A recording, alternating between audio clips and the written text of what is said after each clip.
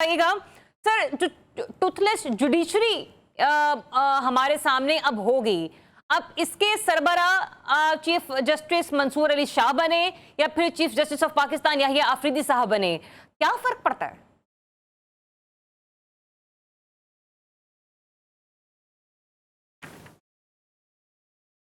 मेरे साहब, आपको मेरी आवाज आ रही है?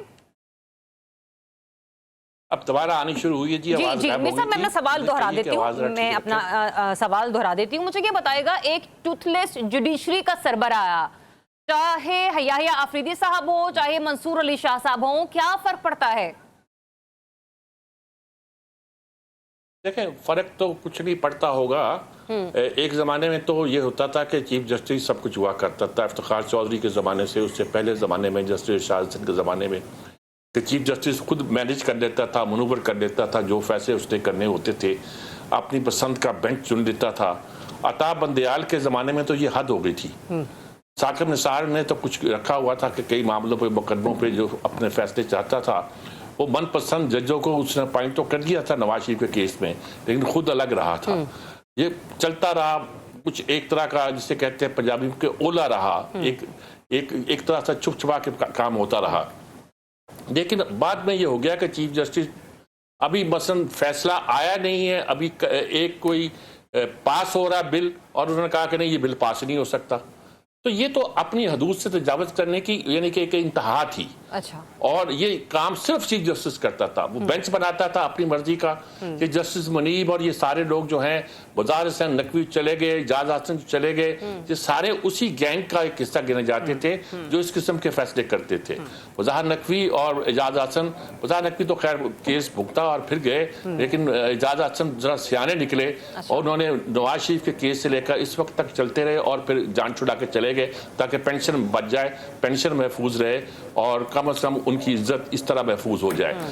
लेकिन अब ये सूरत पैदा हो गई है कि ये मंसूर अली शाह साहब और एक काबिल एतबार यानी कि एक बड़े ठोस किस्म के जज गिने जाते हैं। लेकिन होता ये है कि हुकूमत को क्या तकलीफ है अगर वो जज बनते हैं या फिर नहीं बनते? मीर साहब, हुकूमत के तहफ़्फ़ुज़ात कहाँ पर आकर रुकते हैं कि अगर वो आपने कहा ना एक ठोस किस्म के जज हैं?